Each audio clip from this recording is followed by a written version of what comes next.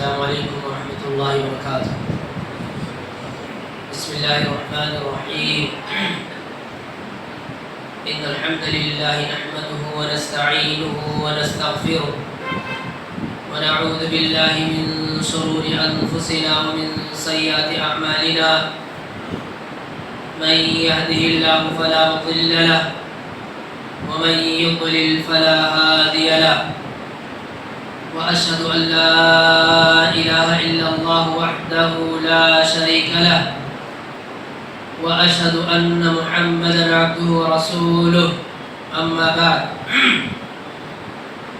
فإن خير الحديث كتاب الله وخير الهدي هدي محمد صلى الله عليه وسلم وشر الأمور محدثاتها وكل محدثة بدعة وكل بدعة ضلالة وكل ضلالة في النار. أعوذ بالله السميع العليم من الشيطان الرجيم. بسم الله الرحمن الرحيم. يا أيها الذين آمنوا اتقوا الله حق تقاته ولا تموتن إلا وأنتم مسلمون. يا أيها الناس اتقوا ربكم الذي خلقكم من نفس واحدة وخلق منها زوجها وبث منهما رجالا كثيرا ونساء واتقوا الله الذي تساءلون به والأرحام إن الله كان عليكم رقيبا. يا أيها الذين آمنوا اتقوا الله وقولوا قولا سديدا يصلح لكم أعمالكم ويغفر لكم ذنوبكم ومن يطع الله ورسوله فقد فاز فوزا عظيما. أعوذ بالله من الشيطان الرجيم. بسم الله الرحمن الرحيم. قاف والقرآن المجيد بل عجبوا أن جاءهم منذر منهم فقال الكافرون هذا شيء عجيب أإذا متنا وكنا ترابا ذلك رجع بعيد قد علمنا ما تنقص الأرض منهم وعندنا كتاب حفيظ بل كذبوا بالحق لما جاءهم فهم في أمر مريج أفلم ينظروا إلى السماء فوقهم كيف بنيناها وزيناها وما لها من فروج والأرض مددناها وألقينا فيها رواسي وأنبتنا فيها من كل زوج بهيج تبصرة وذكرى لكل عبد منيب ونزلنا من السماء ماء مباركا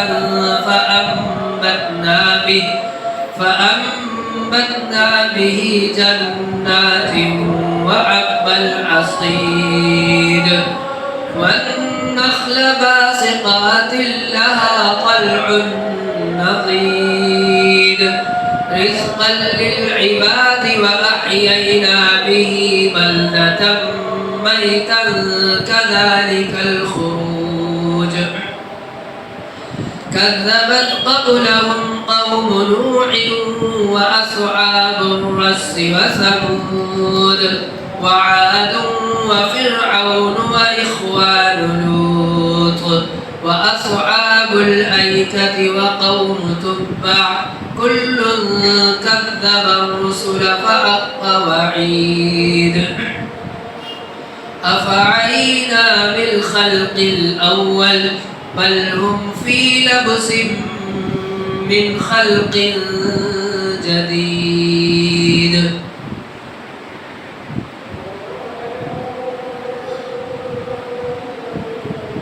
ہر قسم کی تعریف و توصیف، کبریائی و بڑائی، حمد و ثنا اس وحدہ لا شریک للہ کو زیبا ہے، جس نے پوری کائنات کو پیدا کیا، ہم سب کو پیدا کیا، بے شمار انگت نعمتوں سے ہمیں اور آپ کو نوازا ہے، نوازتے رہتا ہے. درود و سلام ہو تمام انبیاء کرام پر، خصوصاً نبی آخر الزمان، ہمارے پیارے نبی، نبی رحمت، رحمت للعالمین، محمد رسول اللہ صلی اللہ علیہ وسلم.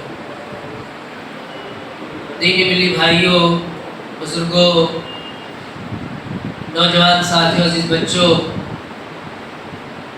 اور پردہ نشین اسلامی ماں بہنوں،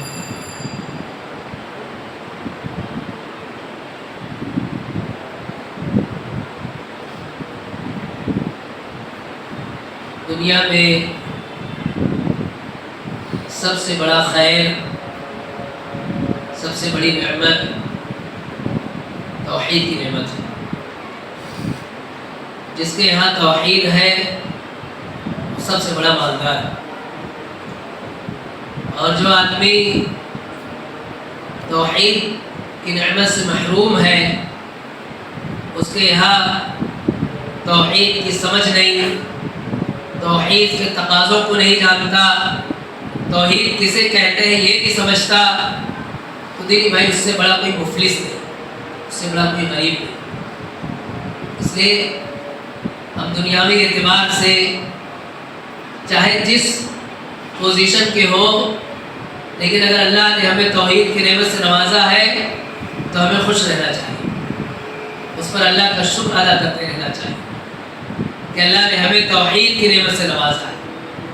اس لیے کہ توحید پر چلنے والا بندہ، توحید کے تقاضوں کو پورا کرنے والا بندہ دنیا میں چاہے جیسی زندگی گزار لے، آخرت اس کی بن جاتی ہے، آخرت کی سمجھ جاتی ہے.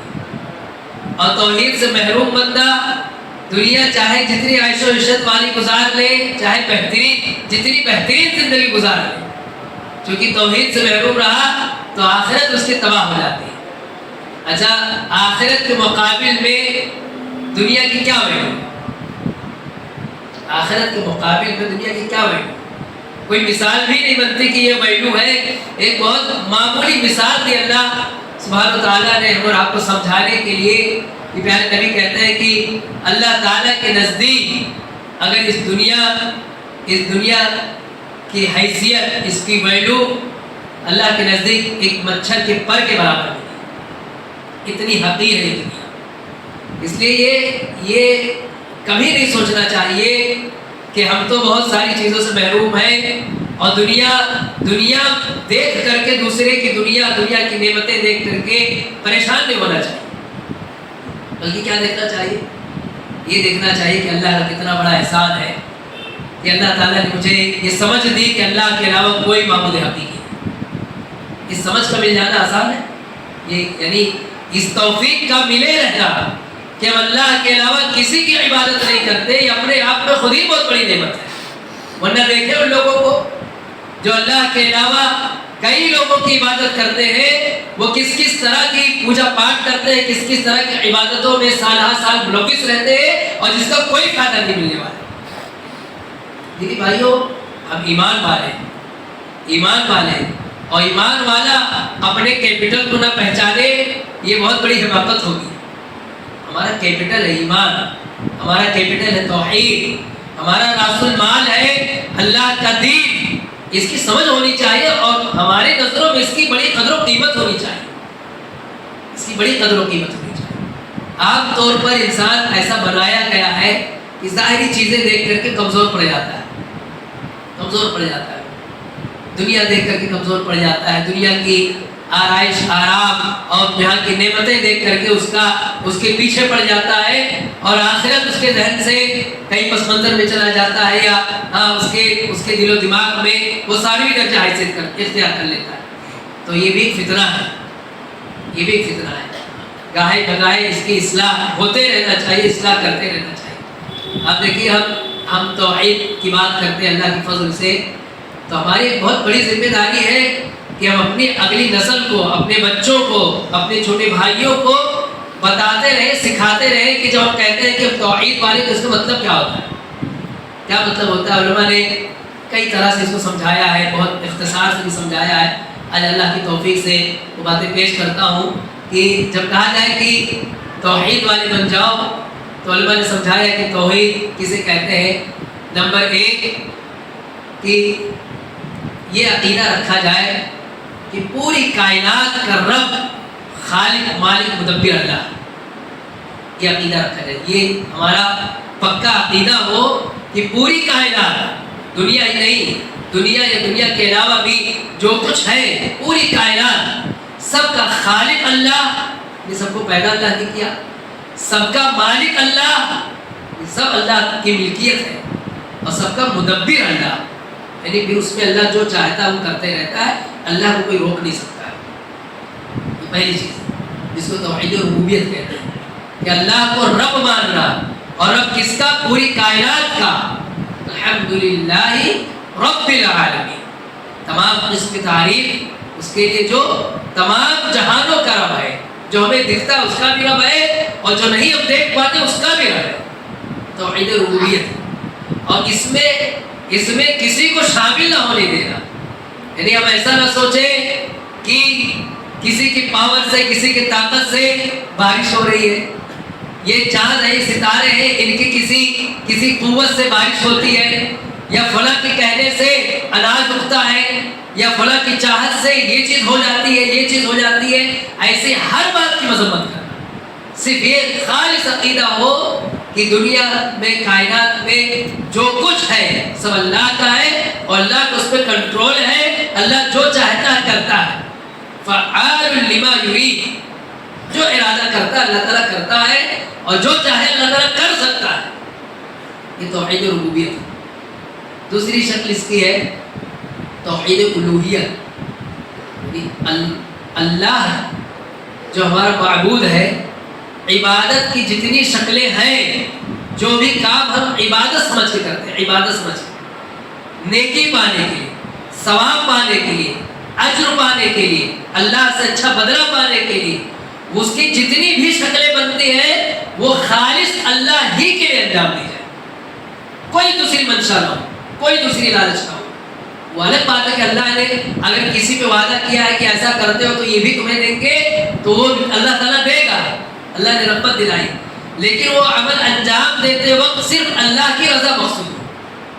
جیسے نماز پڑھتے ہیں، صرف اللہ ہی کے لیے نماز پڑھی، کسی کو دکھانا مقصود نہ ہو، کسی کو بتانا مقصود نہ ہو. یہ نماز پڑھتے، نماز کے پابند ہیں، تو دل میں اس طرح کے اگر جذبات آئیں کہ لوگ ہمیں سمجھے کہ ہم تو نماز کے بڑے پابند ہیں، تو اعوذ باللہ من الشیطان الرجیم پڑھو. غلط خیال آ رہا ہے، کوئی چاہت نہیں. آپ صدقہ خیرات کرتے اللہ کی توفیق سے، صرف اللہ کی رضا کے لیے صدقہ ہو، صرف اللہ کی خوشنودی حاصل کرنے کی. یہ بات ہے کہ اللہ کماتا ہے کہ جو آدمی صدقہ خیرات کرتا ہے تو اللہ اس کے مال کو بڑھاتا ہے. تو اگر یہ خیال دل میں آ رہا ہے کہ اللہ مال بھی بڑھائے گا، تو اللہ نے بتایا ہی اسی لیے ہے کہ تم صدقہ خیرات کرو اور وہ تمہارے اور اللہ کے درمیان کا معاملہ، اللہ تمہارا مال بھی بڑھا دے گا. لیکن خرچ کرنے کا مقصد کیا ہو؟ اللہ راضی ہو جائے. عمرے پہ جا رہے ہو، کوئی ضروری نہیں ہے کہ آپ کی جو ضرورت نہ ہو اس سے بڑھ کر کے آپ اس کا پرچار کرو. ٹھیک ہے کہ آدمی جا رہا ہے تو اپنے رشتے داروں سے مل لیتا ہے، ہاں کیا پتہ سفر ہے واپس آ پائے نہ آ پائے، اپنے قریبی لوگوں سے مل لیتا ہے. لیکن یہ کہ پورا پرچار کر کے جائے، سارے لوگوں کو بتا کر کے جائے کہ میں عمرے پہ جا رہا ہوں، میں حج پہ جا رہا ہوں، اور اس کے پیچھے اگر منشا یہ آ جائے کہ لوگوں کو معلوم ہو تو یہ غلط ہے. پھر یہ غلط ہے. اگر یہ نیت ہے کہ لوگوں سے ملاقات کر لوں تو کوئی حرج کی بات نہیں. اب نیتوں پہ تو حکم نہیں لگایا جا سکتا. کسی کو یہ نہیں ہم کہہ سکتے کہ سب کو ڈڈورا پیٹ رہو، بتا رہے ہو، تم ریاکاری کرو، دکھاوا کر رہے ہو، ایسا کہنے کی اجازت نہیں ہے. وہ آدمی خود دیکھے کہ میں یہ عمل کر کیوں رہا ہوں. وہاں جا کر کے فوٹو کھینچتے ہیں، سیلفیاں لیتے ہیں، اس کو آج کے نئے زمانے میں سوشل میڈیا پہ اپلوڈ کرتے ہیں اور ایک ایک کام کرتے ہوئے اس کا پرچار کرتے ہیں. تو ایک مرتبہ دیکھنا چاہیے اس کے پیچھے ہماری منشا کیا ہے. کہیں ریا میں تو شامل نہیں ہو جائے گا، دکھاوے میں تو نہیں شامل ہو جائے گا. تو اگر ریاکاری میں شامل ہو رہے تو آپ توحید کے خلاف کام کرو، توحید کے خلاف کام کرو. اس کو توحید الوہیت کہتے ہیں. یعنی بندہ ثواب کے لیے جو بھی کام کرے صرف اللہ کی رضا مقصود ہو، اللہ سے بدلہ مقصود ہو. اور جتنا چھپا کے کر سکتا ہے، جو چھپانے والا عمل ہے، جو چھپانے والا عمل ہے، جو جس کو چھپایا جا سکتا ہے، اتنا چھپا کے اس کو کرنا چاہیے. اس کو ظاہر نہ کرے، اس کو بتائے، اس کو پرچار نہ کرے. اب اس سے یہ نہ کہے کہ ہم گھر میں نماز پڑھ لیں گے، کسی کو پتہ ہی نہ چلے. نہیں، اس کو آپ کو پابند کیا گیا ہے کہ آپ مسجد میں آ کر کے جماعت کے ساتھ نماز پڑھنا ہے. یہاں اگر شیطان وسوسہ ڈال رہا ہے کہ تمہارے بارے میں سب کو پتہ چلے گا، کہیں ریاکاری تو نہیں ہو رہی ہے، تو شیطان کو کہو نہیں، یہ ریاکاری نہیں ہے، تو اللہ کے رسول نے تعلیم دی کہ ایسے ہی پڑھنا ہے، اس کو ایسے ہی کرنا ہے. جو چیز چھپا کر کی جانے والی وہاں چھپانا ہے. تو دینی بھائیو، یہ توحید الوہیت ہے کہ ہم اپنے سارے اعمال جس کو عبادت سمجھ کے انجام دیتے ہیں، خالص اللہ کی رضا کے لیے کریں. بہت ساری عبادتیں ہیں جس پہ اللہ کا اجر ہے، اللہ کا وعدہ ہے کہ اللہ اس کے بدلے دنیا میں بھی کچھ فائدہ دے گا. تو آدمی کے دل میں اگر وہ خیال رہتا تو وہ خیال برا نہیں. جیسے اللہ کے نبی صلی اللہ علیہ وسلم نے بتایا، فرمایا کہ حج اور عمرہ کرتے رہا کرو، حج اور عمرہ کرتے رہا کرو. اس کا کیا فائدہ ہوگا؟ اس کا دو فائدہ ہوگا. ایک فائدہ یہ ہوگا کہ آپ کے گناہ ایسے ہی صاف ہو جائیں گے، ایسے ختم ہو جائیں گے جیسے لوہار کی بھٹی میں جب لوہا تپتا ہے تو لوہے کے اندر سے جو کچیل ہوتا ہے وہ صاف ہو جاتا ہے. ایسے آدمی کا گناہ صاف ہو جائے گا، خالص ہو جائے گا، گناہ سے پاک و صاف ہو جائے گا. ایک فائدہ تو یہ بتایا. اور دوسرے کا بتایا فقر و محتاجگی ختم ہو جائے گی، اللہ تعالیٰ مالدار بنا دے گا، محتاجگی نہیں رہے گی. یہاں میں اپنے ان بھائیوں سے کہنا چاہوں گا جو مالدار ہیں، اللہ نے نماز رکھا ہے اور شیطان ان کو یہاں سے بہکا دیتا ہے کہ ابھی جاؤ عمرہ کرنے جاؤ تو لاکھ ڈالر کا خرچہ ہو جائے گا، اور بخل میں مبتلا کر کے انہیں نیکی نہیں کرنے دیتا. وہ اپنی اصلاح کر لے، وہ اصلاح کر لے. عمرہ کرنے سے مال میں اضافہ ہوگا، مال بڑھے گا، اللہ مالدار بنائے گا. کبھی اگر مال ہماری ضرورتوں سے بڑھ جائے تو پہلی کوشش یہ ہونی چاہیے، پہلی نیت یہ ہونی چاہیے اس کے ذریعے سے اللہ کی عبادت کر لوں، عمرہ کراؤں، اللہ کا گھر دیکھ آؤں، اس سے اللہ اور مال میں اضافہ کرے اپنی بنیادی ضرورتیں پوری کرنے کے بعد. تو دینی بھائی توحید الوہیت ہے، جو بھی عبادتیں ہیں خالص اللہ کے لیے. تیسری قسم جو بتایا علماء نے توحید اسماء و صفات، یعنی اللہ تعالیٰ نے اپنے بارے میں جو بتایا ہے، چاہے قرآن مجید میں بتایا، اپنے بارے میں اللہ نے بتایا. اللہ تعالیٰ نے اپنے بارے میں بتایا کہ اللہ السمیع ہے، سننے والا ہے، اللہ البصیر ہے، دیکھنے والا ہے، اللہ خبیر ہے، خبر رکھنے والا ہے، اللہ وہاب ہے، عطا کرنے والا ہے. یا پیارے نبی صلی اللہ علیہ وسلم نے اپنی احادیث کو بتایا، ان کے بارے میں جو بھی اللہ کے بارے میں بتایا، چاہے اللہ کے افعال ہو چاہے اللہ کی صفات ہو، ان کے بارے میں وہی عقیدہ رکھنا جو سلف کا عقیدہ تھا. یعنی بغیر کسی تعطیل کے، بغیر کسی تحریف کے اس میں اپنے سے کوئی معنی نہیں پیدا کرنا ہے، اور نہ تو آدمی اس کے اندر کیفیت سمجھنے کی کوشش کرے کہ اس کی کیفیت کیا ہوگی. مثال کے طور پر ایک مثال دیتا ہوں. اللہ تعالیٰ سنتا ہے، اللہ تعالیٰ سنتا ہے، تو یہ سمجھنے کی کوشش نہیں کرنی ہے کہ اللہ تعالیٰ کیسے سنتا ہے، ہماری طرح سنتا ہے یا کیسے سنتا ہے. اللہ تعالیٰ سنتا ہے، اس پر یقین رکھو، کما یلیق بجلالہ، جیسا اللہ کے شایان شان ہے اللہ ویسے سنتا ہے، جیسے اللہ کے شایان شان ہے اللہ ویسے دیکھتا ہے، جیسے اللہ کی شان ہے اللہ ویسے خبر رکھتا ہے، ایک پتے کی خبر رکھتا ہے. اللہ تعالیٰ پوری کائنات میں اگر ایک پتا بھی کہیں ہلتا ہے اللہ کو اس کا بھی علم ہوتا ہے. اللہ علیم ہے، اللہ دلوں کے بھید سے واقف ہے. ہمارے دل میں کیا وسوسے، کیا خیالات آتے ہیں، ہم کیا سوچتے ہیں، کیا ارادہ کرتے ہیں، بلکہ کیا کر سکتے ہیں، آگے کیا کر سکتے ہیں، سب جانتا ہے.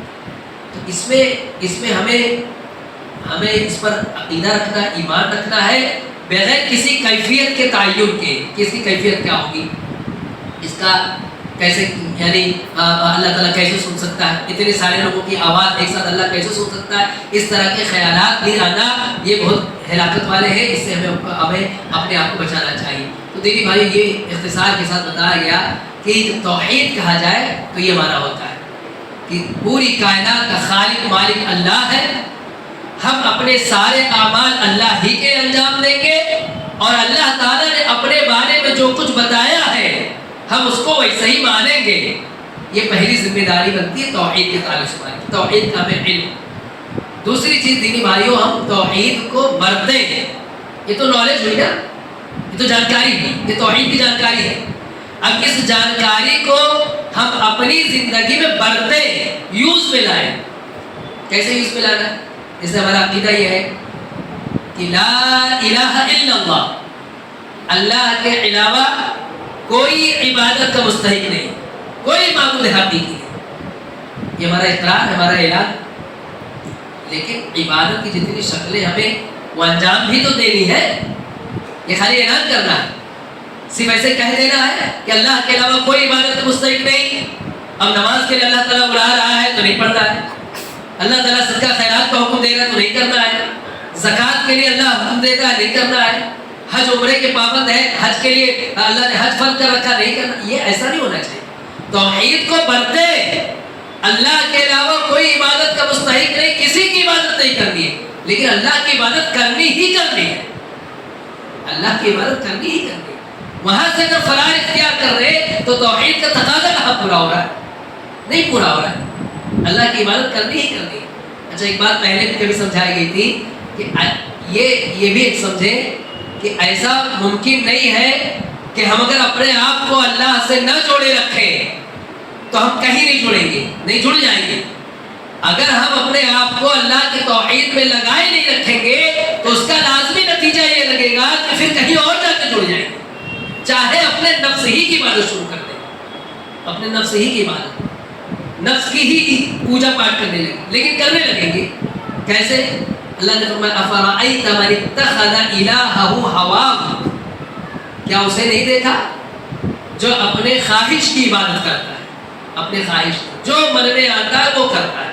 تو آدمی بسا اوقات اپنے نفس کی پوجا کرنے لگتا ہے، یعنی حکم ٹکرا رہا ہے، اللہ تعالیٰ کہتا ہے یہ کرو، ٹھیک ہے، اس عقیدے کے ساتھ نہیں کرتا ہے، لیکن عملی طور پہ اللہ کا حق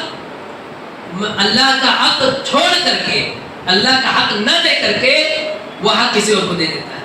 جیسے مثال کے طور پر صبح اللہ کا حق ہے کہ ہم اللہ کی عبادت کریں، ہم اللہ کی عبادت، یہ اللہ کا حق ہے، صبح فجر کو اٹھے اللہ کی عبادت کریں، حق ہے اللہ کا، لیکن ہم اس حق سے اللہ کو محروم کر کے کیا کرتے ہیں؟ آرام کرتے ہیں۔ تو اللہ کا حق ہم نے دیا نہیں دیا تھا۔ ایسا نہیں ہے کہ خالی بندوں کا حق مانا جا سکتا ہے، اللہ کا بھی حق مانا جاتا ہے۔ اللہ کا وہ اللہ جو ہمیں روزی دیتا ہے، وہ اللہ جو ہمیں صحت و تندرستی دیتا ہے، وہ اللہ جو ہمیں کاروبار دیتا ہے، وہ اللہ جس نے طرح طرح کی نعمتیں دے رکھی ہیں، اس رب کا حق ماننا یہ اپنے آپ میں کتنا بڑا جرم، کتنا بڑا گناہ ہے۔ تو دیدی بھائی یہ سمجھنے کی ضرورت ہے کہ توحید سمجھیں اور توحید برتیں۔ توحید برتنے میں ایک چیز یہ بھی دیکھیے کہ جب ہم اسماء و صفات کے باب میں جائیں گے، اسماء و صفات کا جو چیپٹر ہے اس کو جب پڑھیں گے تو دیدی بھائی وہاں سے بہت ساری چیزیں ملتی ہیں ہمیں، اور بہت قیمتی، بہت انسانی زندگی کے لیے بہت سکون کی چیزیں ملتی ہیں۔ جیسے مثال کے طور پہ اللہ تعالیٰ وکیل یعنی کارساز کام بناتا ہے۔ آپ اپنے دل و دماغ سے کوئی کام کر رہے تھے، پھنس گئے، تو آپ کو کہنا چاہیے حسبنا اللہ و نعم الوکیل، اللہ ہمارے لیے کافی ہے، اللہ ہمارا وکیل ہے۔ اور اللہ نے اپنے بارے میں بتایا کہ اللہ وکیل ہے، تو اس پر آپ کا یقین ہونا چاہیے کہ اللہ میرا کام بنائے گا۔ جانتے ہی اللہ کے نبی صلی اللہ علیہ وسلم نے جملہ کب پڑھا تھا؟ جب غزوہ احد میں مسلمانوں کو بہت کچھ جھیلنا پڑا اور مکہ والوں نے شکست دے دی، اور شکست دینے کے بعد وہ جانے لگے، کچھ دور جانے کے بعد انہوں نے پھر سے ارادہ کیا کہ ہم پھر سے حملہ کریں گے، اور یہاں مسلمان زخموں میں چور تھے، کئی مسلمان شہید ہو گئے تھے، بظاہر بہت کمزور ہو گئے تھے، اور بہت آسان تھا حملہ کر کے ان کو اور تکلیف میں مبتلا کر دینا، اس وقت اللہ کے نبی نے کہا تھا حسبنا اللہ ونعم الوکیل، کہ اللہ ہمارے لیے کافی ہے، اللہ ہمارا کارساز ہے۔ تو اللہ تعالیٰ الوکیل ہے، اس پر اگر ہمیں یقین ہو جائے، ہم دنیا کی کسی بھی مصیبت میں مبتلا ہو، اللہ کی صرف ایک صفت کا حوالہ دے کے اللہ تو وکیل ہے، ہمارا کام بنا دے، اللہ تعالیٰ کام بنا دیتا ہے۔ اللہ تعالیٰ کفیل ہے، کفیل، کفیل کا مطلب کوئی ذمہ لینا، یعنی جیسے کہتے ہیں نا ان کا کفیل کون، ان کا کفیل یہ، یعنی سرپرست کہہ لیجیے، یا اس کا اور بھی کچھ ترجمہ، کہ اللہ تعالیٰ ہمارے کاموں کو کیسے سنوار دیتا ہے، کیسے بنا دیتا ہے، کفیل ہے اللہ تعالیٰ۔ اللہ کی اس صفت کا ہمیں فائدہ اٹھانا چاہیے کہ اللہ تعالیٰ کفیل ہے۔ اچھا، یہ سب دل میں کبھی آتا ہے، دل میں یہ خیالات کبھی آتے ہیں، یہ باتیں یاد تب رہتی ہیں، بر وقت دل ان سب چیزوں پر راضی تب ہوتا ہے جب ہم اپنے آپ کو اللہ سے جوڑے رکھیں گے، ورنہ اللہ کو چھوڑ کر کے کہیں اور لگ جائیں گے، یہ ساری چیزیں یاد تک نہیں آتی، یاد بھی نہیں آئے گی کہ اللہ سے مدد لی جا سکتی، یاد تک نہیں آئے گا۔ اس لیے علماء نے لکھا ہے کہ گناہ کا ایک بہت بڑا گناہ کی نحوست یہ ہے، یا برا اثر یہ ہے کہ علم آدمی بھول جاتا ہے، سالوں سال سے تقریر سنتے آ رہے ہیں، علماء کی باتیں سنتے آ رہے ہیں، لیکن گناہوں میں مبتلا ہے، گناہ چھوڑنے کے لیے تیار نہیں، بہت قیمتی باتیں جو یہاں وہاں سنے تھے یا پڑھا تھا یا یاد کیا تھا، وہ سب بھول جاتا ہے، وقت پر یاد ہی نہیں آتا ہے۔ یہ نحوست ہے گناہ کی۔ اس کے بجائے آدمی اگر اللہ کی تقوی والی زندگی گزارتا ہے، کسی پریشانی میں پھنس گیا تو کوئی بات یاد آ جائے گی، فوراً نکل آئے گا، فوراً نکل آئے گا۔ توحید کی برکت دینی بھائیوں اتنی ہے زندگی میں کہ آدمی صحیح معنوں میں توحید سمجھے، توحید برتے تو سب سے زیادہ قوی رہے گا۔ آپ دیکھیے یونس علیہ السلام سے ایک لفزش ہو گئی کہ اللہ کا حکم آنے سے پہلے ہی وہ اس علاقے کو چھوڑ دیے جس علاقے میں انہیں رہنا تھا جب تک کہ اللہ کا حکم نہ آ جائے، اور اس کے بعد وہ مچھلی کے پیٹ میں پہنچ گئے۔ کتنی بڑی مصیبت آ گئی، سمندر کی تہہ میں مچھلی کے پیٹ میں ہے، اور مچھلی کے پیٹ میں جانے لقمہ بن چکے ہیں، اگلا پروسیسر تو ہے کہ وہ ہضم ہونا پڑے، لیکن وہاں وہ ہے اور موحد ہے، اللہ کے توحید والے ہیں، تو وہ کہتے ہیں لا الہ الا انت سبحانک انی کنت من الظالمین۔ اللہ کے توحید کا حوالہ ہے، تیرے علاوہ کوئی معبود حقیقی نہیں، سبحانک تو پاک ہے عیب سے، انی کنت من الظالمین میں ہی اپنے پر ظلم کر بیٹھا ہوں۔ تو اللہ تعالیٰ نجات دے دیتا ہے، نجات دیتا ہے۔ یونس علیہ السلام کو نجات ملی کہ نہیں ملی؟ مچھلی جا کے اگل دیا اور پھر سے ان کی زندگی شروع ہو گئی۔ تو توحید کی برکت سے آدمی کی زندگی میں بڑی آسانی آتی ہے۔ ایک واقعہ صحیح بخاری میں ہے، تو صحیح بخاری میں اگر نہ ہوتا واقعہ تو لوگ اس کو عام طور پہ کوئی قصہ کہانی سمجھتے ہیں، لیکن حدیث کی کتاب میں ہے، صحیح بخاری میں ہے، پیارے نبی صلی اللہ علیہ وسلم نے بتائی ہے، اس لیے ہمیں پورے یقین کے ساتھ ایسا ہی ماننا ہے جیسے قرآن کی کوئی آیت مانتے ہیں، جیسے قرآن کی کوئی آیت مانتے ہیں ویسے ہی ماننا ہے۔ پیارے نبی صلی اللہ علیہ وسلم نے فرمایا، ابو ہریرہ رضی اللہ تعالیٰ عنہ راوی حدیث ہے کہ بنی اسرائیل کا ایک آدمی آیا ایک آدمی کے پاس، اور اس نے کہا مجھے 1000 دینار ادھار دے دو، کیا دے دو؟ قرض دے دو 1000 دینار، میں کہیں جا رہا ہوں سفر پر، سفر سے واپس آؤں گا تو آپ کو لوٹا دوں گا، فلاں تاریخ کو فلاں دن کو کچھ طے ہوا۔ تو اس آدمی نے کہا بھائی میں تمہیں دے تو دوں، لیکن ایسے ہی نہیں دوں گا، تم ایک گواہ لے کر کے آؤ، ایک گواہ لے کر کے آؤ۔ کوئی حرج کی بات نہیں، اگر آدمی کسی سے کوئی لین دین کرتا ہے تو اس پہ گواہ بنا لے یا اس پیپر وغیرہ بنا لے، کوئی حرج کی بات نہیں، بلکہ اگر آدمی بہت سارے کام کرتا ہے تو ضرور پیپر وغیرہ بنا لینا چاہیے، نہیں تو بھول جاتا ہے۔ یہاں بات یہ نہیں آتی ہمارے پاس بھائی برا مانتے ہیں کہ مجھ پہ بھروسہ نہیں، مجھ پہ یقین نہیں، مجھ پہ اعتماد نہیں، یہ سب اس طرح کے جملے بولنے لگتے، نہیں بولنا چاہیے۔ اس لیے نہیں بولنا چاہیے کہ مسئلہ تمہاری ایمانداری بے ایمانی کا نہیں، مسئلہ یادداشت کا بھی ہوتا ہے۔ 1 سال 1.5 سال گزر جائے آپ کو یاد تک نہیں رہ جاتا، 2 دن پہلے کی بات یاد نہیں رہتی۔ ابھی اگر پوچھ لیا جائے کہ پچھلے سنڈے کو آپ نے کیا کھایا تھا، یاد رہے گا؟ کیا کھایا تھا، کس کو یاد رہتا ہے؟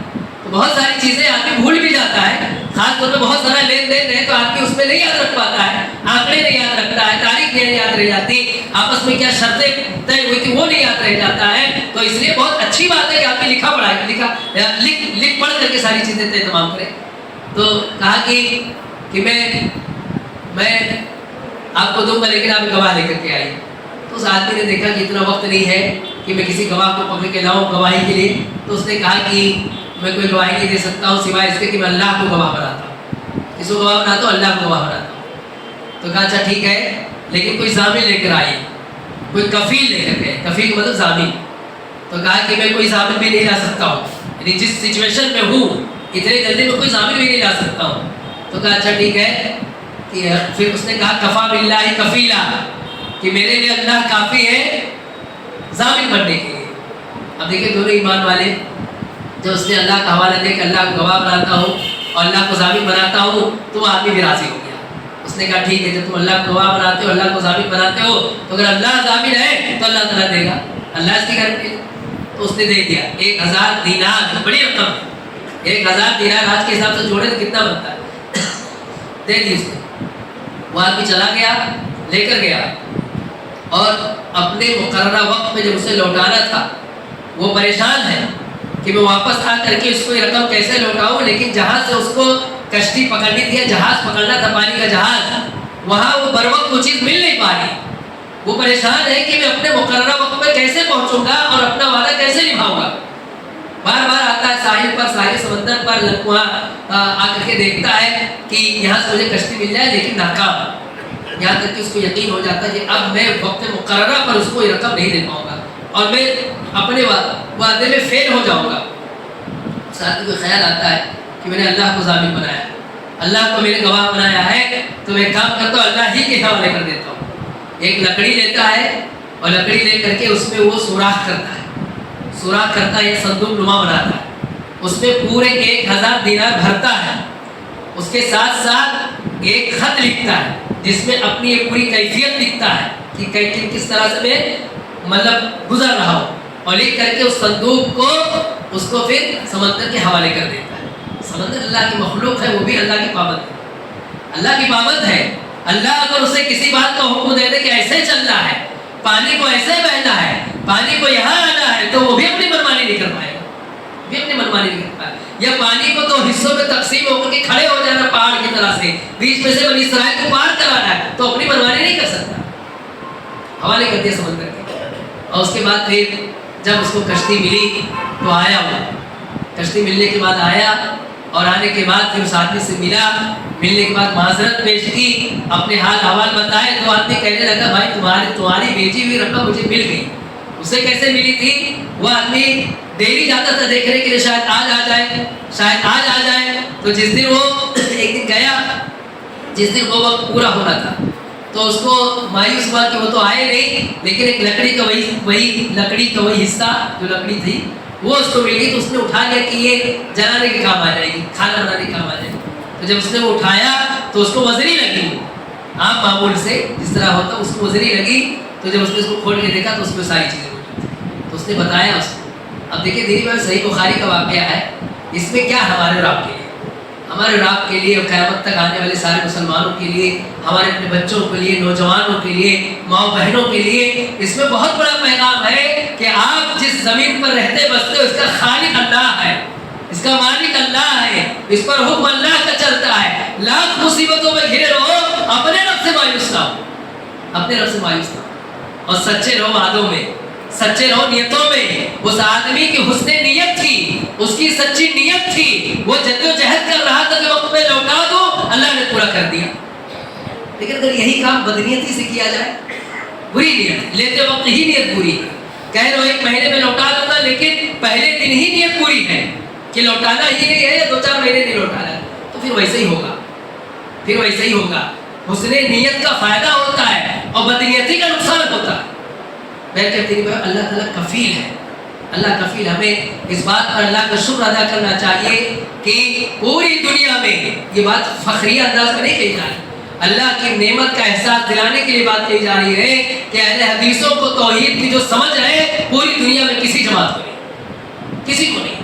اس لیے یہ توحید کو اپنا سب سے بڑا مشن سمجھتے ہیں اور سمجھنا چاہیے، خاص طور پر اپنے نوجوان بھائیوں کو. آپ کے پاس سب سے بڑا مشن توحید ہے، توحید سمجھو، توحید برتو، توحید کا پرچار کرو. اس سے بڑا کوئی مسئلہ نہیں، پوری دنیا میں اس سے بڑا کوئی مسئلہ نہیں. اگر کہیں بمباری ہوتی ہے، جانے جاتی ہے، لوگوں مرتے ہیں، نقصان ہوتا ہے، املاک تباہ ہوتے ہیں، برباد ہوتے ہیں، وقتی طور پہ تکلیف محسوس کرنا ضروری ہے، لیکن وہ بھی توحید سے بڑا مسئلہ ہے، وہ بھی توحید سے بڑا مسئلہ ہے، وہ بھی شرک سے بڑا مسئلہ نہیں. انسانی جانوں کا نقصان ہو جانا اور کسی کا شرک میں مبتلا رہنا اور زندہ رہنا یہ اس سے بڑا نقصان ہے۔ اس لیے دینی بھائیو آپ دیکھیے جب کبھی بھی وقتی طور پہ کوئی جماعت، کچھ لوگ، کچھ افراد ٹارگیٹ کرنا چاہتے ہیں ہمارے نوجوان، اہل حدیث نوجوانوں کو، اور یہ باور کرانا چاہتے ہیں کہ تمہاری جماعت کچھ نہیں کرتی، تمہارے علماء کچھ نہیں کرتے، کرنے کے کام یہ ہے، تو فوراً سمجھایا جاتا ہے کہ نہیں دینی بھائیو، آپ توحید سمجھو، توحید برتو، توحید کا پرچار کرو، شرک سے بچو، شرک سے بچاؤ، یہی سب سے بڑا کام، یہی سب سے بڑا کام۔ اس کے بعد اللہ کی فضل و توفیق سے جو کام کر سکتے ہو جائز دائرے میں رہتے ہوئے ضرور کرنا چاہیے، لیکن اس سے ہٹا کر کے اگر تمہیں کوئی دوسرے کام میں لگا رہا ہے تو یہ سمجھ جاؤ تمہیں تباہ کر رہا ہے، وہ تمہیں برباد کر رہا ہے، تمہارے علماء سے تمہیں گمراہ کر رہا ہے۔ آپ دیکھیں عدی بن ابی حاتم طائی کا نام ہم سب نے سنا ہوگا، بہت بڑا سخی فیاض آدمی حاتم طائی کا انتقال ہو گیا، ان کے بیٹے عدی رضی اللہ تعالیٰ عنہ ایمان لے آئے تھے، مسلمان ہو گئے تھے، تو باپ کی فکر بیٹے کو ہوتی ہے، ہونی نہیں چاہیے، تو بیٹے نے آ کر کے اللہ کے رسول صلی اللہ علیہ وسلم سے کہا کہ میرے ابا ایسے ایسے تھے، لوگوں کو کھانا کھلاتے تھے، کھانا کھلانا نیکی کا کام، کھلانا چاہیے، اللہ تعالیٰ جیسی بھی ہمیں اور آپ کو حیثیت دے ضرور کھلاتے رہنا چاہیے۔ انہوں نے کہا کہ ہمارے والد مہمان نوازی کرتے تھے۔ ایک اور نام ابن جدعان نام کا ہے، مشہور آدمی تھا، اس کے بارے میں بھی یہی ساری باتیں کہ لوگوں کو کھانا کھلاتے، رشتہ داریاں ایسی نبھاتے تھے کہ مثال تھے رشتہ داری نبھانے کی۔ پیارے نبی صلی اللہ علیہ وسلم سے کہا کہ ان کو کیا فائدہ ملے گا؟ اللہ کے نبی نے بتایا یہ بتاؤ توحید والے تھے، اسلام والے تھے؟ کہا نہیں، تو اللہ کے نبی نے کہا کچھ فائدہ نہیں۔ کیا بتایا؟ کوئی فائدہ نہیں۔ اپنے صحابی سے کہے، عدی بن ابی حاتم طائی کے بیٹے ہیں عدی رضی اللہ عنہ، ان سے اللہ کے رسول خود کہہ رہے ہیں کہ آخرت میں کوئی فائدہ نہیں ملے گا، دنیا میں نیک نامی ہو گئی، دنیا میں شہرت ہو گئی، دنیا میں واہوائی ہو گئی، آخرت میں کوئی فائدہ نہیں ملے گا۔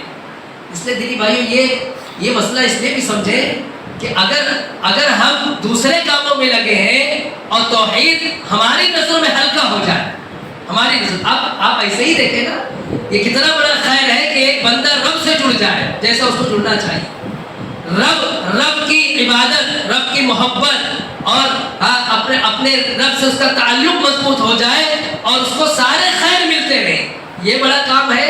یا آپ اس کو ایک وقت کھانا کھلا دو، اس کو شرک ہی میں پڑھا رہے، یہ بڑا کام۔ اس کے ہاسپٹل کی فیس بھر دو، اس کو کفر میں ہی پڑھا رہے دو، یہ بڑا کام۔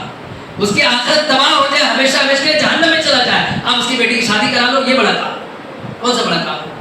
بڑا کام یہ ہے، یہ مذمت نہیں کی جا رہی ہے، آپ لوگوں کے کام آؤ، خیر خواہی کرو، ان کے دنیا کی مشکلات حل کرو، واقعی ثواب کا کام ہے۔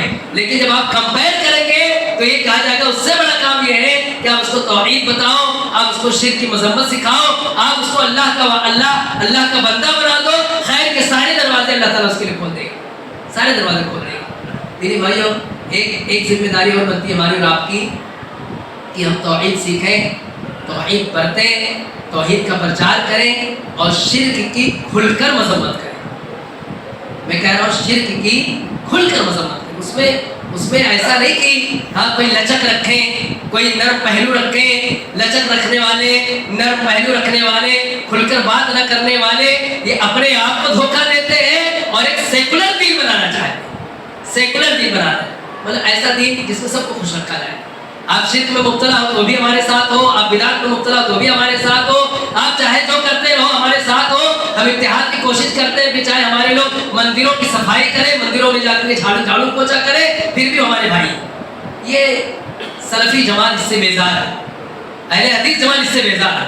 اہل حدیث جماعت کا دو ٹوک ایک موقف ہے کہ توحید کے معاملے میں کوئی سمجھوتا نہیں اور شرک کی کھل کر مذمت کریں گے، بدتمیزی نہیں کریں گے، بد اخلاقی نہیں کریں گے، لیکن مذمت کریں گے لا الہ الا اللہ، اللہ کے علاوہ کوئی معبود حقیقی۔